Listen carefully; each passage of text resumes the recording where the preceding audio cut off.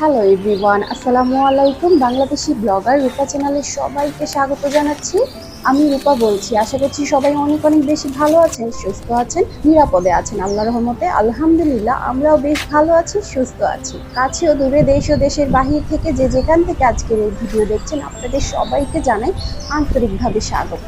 নতুন ভিডিও নিয়ে চলে আসলাম। আই হোপ আজকের ভিডিওটি ভালো লাগবে। আজকে আমি চলে এসেছি আমার বাবার বাড়িতে। তো বাবার বাড়িতে আসার পরে বিকেলের দিকে একটু ছাদে উঠলাম। তো ভাবলাম আপনাদের সাথে শেয়ার করি আমার মায়ের হাতের করা ছোট্ট ছাদ বাগানটা। আমাদের বাড়িটা হচ্ছে একদম ছোট্ট একটা বাসা। সেই বাসায় ছাদের মধ্যে আমার মা কিছু গাছ লাগিয়েছে, সেগুলোই আপনাদের সাথে শেয়ার করব। আর এবং একদম কিন্তু জৈব উপায়ে আমার মা এই গাছগুলো এত সুন্দর করে বড় করে তুলেছে। আর আপনারা দেখেই বুঝতে পারছেন যে গাছগুলো কতটা সুন্দর এবং ফলে একদম নুয়ে পড়েছে। যারা এই মুহূর্তে ভিডিওটি দেখছেন এখন একটা লাইক দিতে ভুলে গিয়েছেন, প্লিজ একটা লাইক দিয়ে ভিডিওটি কন্টিনিউ করবেন। আর আপনারা যারা নতুন আজকে আমার চ্যানেলটি ভিজিট করছেন, যদি আজকের ভিডিওটি ভালো লেগে যায় চাইলে আমার চ্যানেলটিকে সাবস্ক্রাইব করে সাথে থেকে যেতে পারেন। আর যারা অলরেডি সাবস্ক্রাইব করে সাথে আছেন তাদেরকে জানাই অসংখ্য অসংখ্য ধন্যবাদ।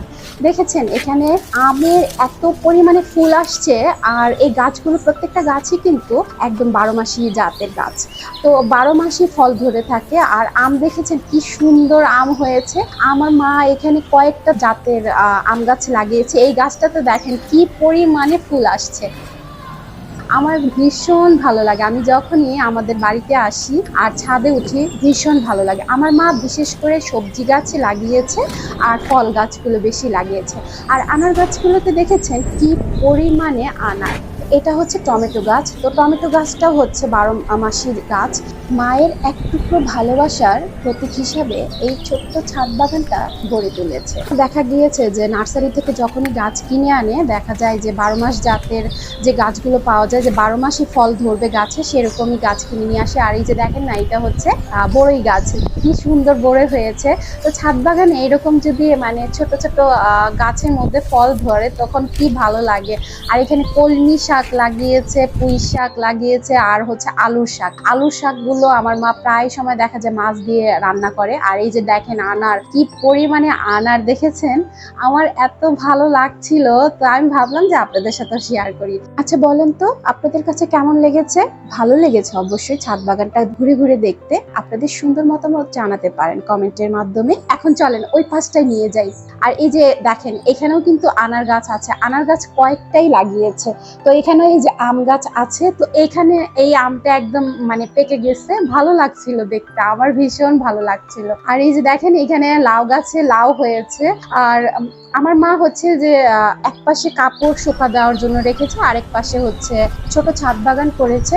মা 15 দিন পর পর সরিষা খোল ভেজানো যে জলটা থাকে সেই জলটাই দিয়ে থাকে। আর হচ্ছে এখানে ম্যানসার একটা কীটনাশক আছে, প্রতি মাসে একবার করে স্প্রে করে থাকে। আর হচ্ছে ভিটামিনটা 15 দিন পর পর দিয়ে থাকে। এই হচ্ছে তার মানে গাছের যে পরিচর্যাটা সেটা করে থাকে। দেখেন না, একটা গাছেও কোনো ধরনের কোনো পোকা নেই, কোনো কিছু কিন্তু নেই। এত সুন্দর হয়ে গাছগুলো বেড়ে উঠছে যা বলার বাহিরে। আপনারা দেখে বুঝতে পারছেন খুব সুন্দর করে ছোট্ট একটা জায়গার মধ্যে আমার মা কত ধরনের গাছ লাগিয়েছে। সিম গাছ বলেন, লাউ গাছ, সফেদা গাছ, ড্রাগন গাছ, আম, বড়ই, পেয়ারা, আনার, আরো অনেক ধরনের গাছ। আমি সবকিছু আর বলতে পারলাম না, আপনারা দেখে বুঝে নিয়েছেন যে কত ধরনের গাছ লাগিয়েছে। আশা করছি আজকের এই ভিডিও আপনাদের কাছে ভালো লেগেছে। আজকে এখান থেকে বিদায় নিচ্ছি আপনাদের সকলেই সুস্থতা কামনা করে। আপনারা সকলেই ভালো থাকবেন। আল্লাহ হাফেজ, আসসালামু আলাইকুম।